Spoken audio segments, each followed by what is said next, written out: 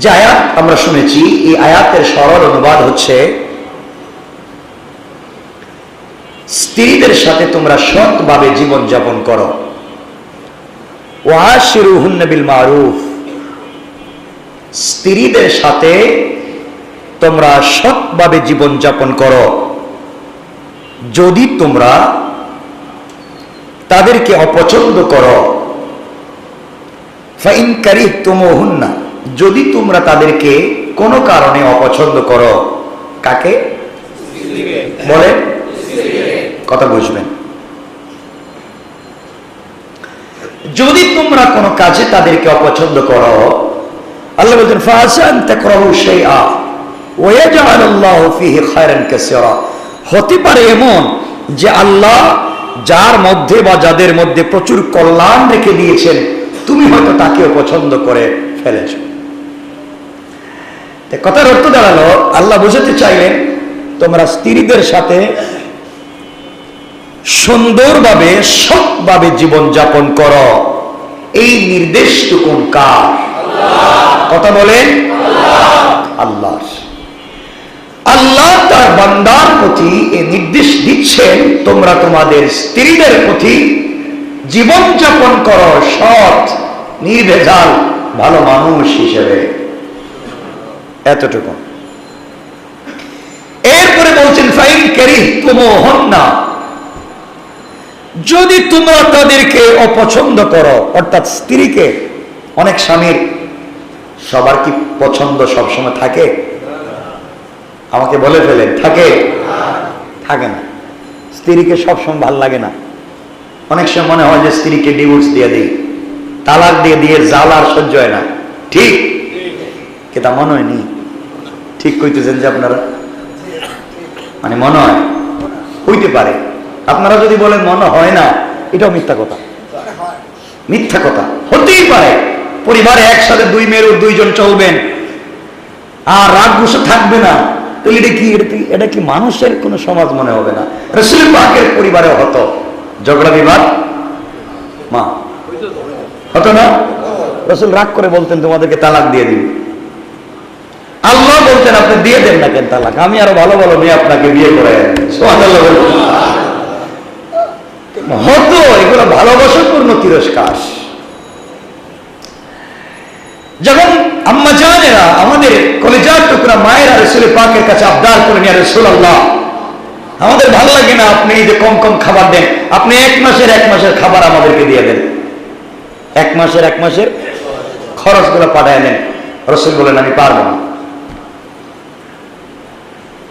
আম্মা জানেরা বললেন আপনার কাছে তো কোটি কোটি টাকার সম্পদ আসে, গনিমত, সকালে আসলে বিকালের আগে দান করে দেন, আপনি তো স্ত্রীদের জন্য কিছু রাখতে পারতেন।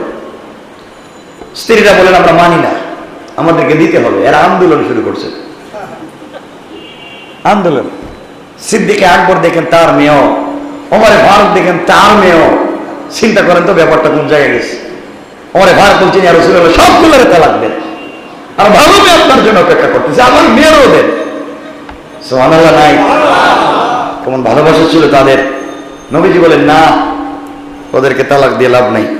আল্লাহ পাক জানাইয়া দিলেন তারা যদি রাসূলের এই অবস্থার উপরে ধৈর্য ধারণ করে হাসি মুখে চলতে পারে, আমি আল্লাহ তাদেরকে গোটা দুনিয়াবাসীর জন্য উম্মাহাতুল মুমিনিন, সকল মুমিনদের মা বানাইয়া তাদেরকে জান্নাতে সকলের আগে পৌঁছাইয়া দেওয়ার ওয়াদা দিয়ে দিলেন। তারা বললেন ইয়া রাসূলুল্লাহ দরকার নাই খাবার দাবারের, ঘর বাড়ি দরকার নাই, জান্নাতে আপনারে পাইলে চলবে। সুবহানাল্লাহ বললেন না? আল্লাহু আকবার বলেন। লাগতে পারে ঘরের ভিতরে, লাগতেই পারে। এজন্য আপনাদেরও লাগতে পারে। কতজনের হয়তো লাগিয়ে রয়েছে এখনো, দরকার নাই। আজকে আমরা সব লাগালাগি বাদ দিয়ে দিব ইনশাআল্লাহ বলেন। আচ্ছা, আল্লাহ বলছেন তোমরা তোমাদের স্ত্রীদেরকে অপছন্দ করতেছে কোনো কারণে, হয়তো ভাল লাগতেছে না, তার চলাফেরা, তার উঠা বসা, তার কথাবার্তা তোমার কাছে খারাপ মনে হচ্ছে, চূড়ান্ত পর্যায়ের খারাপ। সন্তানদেরকে সময় দিচ্ছে না, তোমাকে সময় দিচ্ছে না, ফ্যামিলিকে সুন্দর করে দেখতেছে না, উল্টা পাল্টা চলাফেরা করছে, তোমার কাছে খারাপ লাগতেছে। এখন চিন্তা হলো না এর তালাক দিমুই। আল্লাহ বলছেন এটা চাইলে তুমি দিতে পারো, আমি তোমাকে ইজাজত অনুমতি দিয়েছি, কিন্তু আমি রব বলছি তুমি যাকে তালাক দিচ্ছ হয়তো আমি রব তার ভিতরেও তোমার জন্য কোনো কল্যাণ রেখে দিয়েছি। সুবহানাল্লাহ আসতে বললেন। তো আপনি বলবেন আমার বউ সারাদিন মারামারি করে আমার সাথে, সারাদিন চিল্লি করে, এর মধ্যে আবার কল্যাণ কি? আপনি মনে করতে পারেন, কিন্তু এর মধ্যেও কল্যাণ আছে, এর মধ্যেও আছে না নাই? কল্যাণ সকল জায়গায় থাকে। আপনারা জানেন, আমি ঘটনা বলবো না, শুধু এদিকে ইশারা করি যে সকল জিনিসে কল্যাণ কেমনে থাকে, আপনার বুঝে ধরুক আর না ধরুক। একবার এক বাদশাহ, তার এক উজির ছিল, কিছু ঘটলেই বলে আল্লাহ এর মধ্যে কল্যাণ রাখছেন, আল্লাহ এর মধ্যে বহুত বড় কল্যাণ রেখেছে, সব ভাঙ্গে গেছে হে বলে কল্যাণ আছে। একদিন বাদশাহ ওই আঙ্গুলটা কেটে গেছে। কি হয়েছে? ওই যে আঙ্গুলটা কেটে গেছে। সে বলছে বাদশাহ যাবো না, আল্লাহ আপনারে বাঁচাইয়া দিলেন, এর মধ্যে বহুত কল্যাণ আছে। বাদশারে পিডাইয়া, আঙ্গুল কাটা গেছে আমার হাতে ছিল 5টা, এখন হয়েছে 6টা, দেখতে লাগতেছে খারাপ, আর তুই বলতেছ এর মধ্যে কল্যাণ। এটা পিড়াইয়া চাকরির থেকে বাইর করে দিচ্ছে। এ বলতেছে আমার যাই করেন, আমি যে আল্লাহর বিশ্বাস করি, আল্লাহ কোনো কাজ অকল্যাণে করেন না, নিশ্চয় এর মধ্যেও কল্যাণ আছে। তার বিশ্বাস যাই ঘটুক নিশ্চয় কোনো কল্যাণ আছে।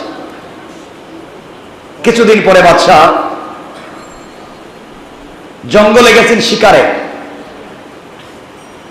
আমাদেরকে মানুষ ভালোবেসে মাঝে মাঝে দূর থেকে শিকার করে আয় না, পাখি আর নাম বলবো না, অনেক জিনিস আছে, পরে আবার এগুলা বললে মামলা হয়ে যাব। আপনারা কেমন এগুলা তো আপনাদেরকে দেখাই না, বিভিন্ন ধরনের পাখি, বিভিন্ন যে ছোট ছোট হরিণ আছে না, ছোট ছোট হরিণ, ওগুলো জবাই করে নিয়ে আসে ভালোবেসে খাওয়ানোর জন্য। তো বাদশাহ গেছেন শিকারে। এখানে যারা বনের ভিতরে মানুষ খেয়ে ফেলে, এদের হাতে ধরা পড়ে গেছে। বাদশারে ওরা বাঁধছে, জঙ্গলে নিয়ে গেছে। এদিকে লবণ মরিচ পেঁয়াজ সব জমা হইতেছে। বাদশাহ জিজ্ঞেস কি করবে তোমরা? আপনার এখন খাওয়া হবে পুরাইয়া। বাদশাহ চিন্তা করলো, বিপদে পড়লাম, আমার সৈন্যবাহিনী গেল, আমারে পুরাইয়া খাইয়া ফেলাই, লবণ মরিচ পেঁয়াজ সব রেডি। বাদশাহ তো কাঁদতেছে, কিছু করার আছে? হঠাৎ একজন বলছে দেখ, এত হাত পা বানলাম, পুড়িয়ে ফেললো, কিন্তু যার বডিতে কোনো খুঁত থাকে এটা খাওয়া যাবে না। আমাদের নিখুঁত নির্ভেজাল খুঁত ছাড়া পাবলিক লাগবে। এরা কাপড় চোপড় গুলো খুঁজতেছে, খুঁজতে খুঁজতে দেখে এর আঙ্গুল একটা নাই, কয়টা খাওয়া যাবে না, এটা ছেড়ে দেয়। এই সবাই ছেড়ে দিল, ও চলে আসছে, অর্ধেক পথে আইসা সাজদায় পড়ে কাঁদতেছে, আল্লাহ আমার আঙ্গুল কাটার মধ্যেও যে কল্যাণ ছিল, আজকে তুমি আমার বাঁচাইয়া দিয়ে বুঝাইয়া দিয়েছ, আল্লাহ আকবার। আর যদি আমার 5 আঙ্গুল ঠিক থাকতো তাহলে বাঁচার কোনো পদ্ধতি, কথা বলেন, ছিল? তাহলে আল্লাহ যা করেন, আবার বলেন, যা করেন ভালোর জন্যই করেন। এজন্য আল্লাহ পাক যদি আপনাকে দুষ্ট স্ত্রী দেন, রাগ গুসা, রাগ করে গুসা করে এমন স্ত্রীও যদি আপনাকে দেন, আপনি রাগ করবেন না, গুসা করবেন না, এই স্ত্রীকে নিয়েও আপনি চলবার চেষ্টা করবেন। কারণ সব থেকে চিরন্তন সত্য কথা হলো, দিন শেষে কেউ আপনার পাশে থাকবে না, আপনার পথ আপনাকেই একা একা পাড়ি দিতে হবে। কারোর সাথে লাগালাগি করে লাভ নাই, আপনার পথে আপনাই একা একাই পাড়ি দিতে হবে।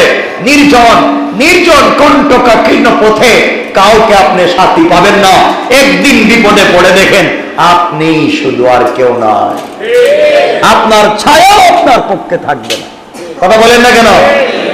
এই জন্যে লাগালাগি করে লাভ নাই, যা হয়ে যায় হয়ে যায়। আল্লাহর ওয়াস্তে আমরা ধৈর্য ধারণ করব। কারণ মনে রাখবেন, ধৈর্য দিয়ে যা অর্জন করা যায়, শক্তি প্রয়োগ করে তা কখনো অর্জন করা যায় না। ঠিক কিনা বলেন?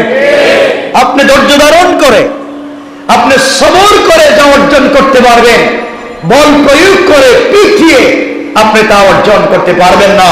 সুতরাং পরিবারকে যদি সুন্দর করতে হয়, স্বামী স্ত্রীর ভিতরে পিটাপিটি দিয়া পরিবারকে সুন্দর করা যাবে না। ধৈর্য ধারণ করতে হবে এবং ভালোবাসাপূর্ণ সম্পর্কের মাধ্যমে একটা ফ্যামিলিকে সুন্দর করে চালাতে হবে। কথা বললেন না কেন?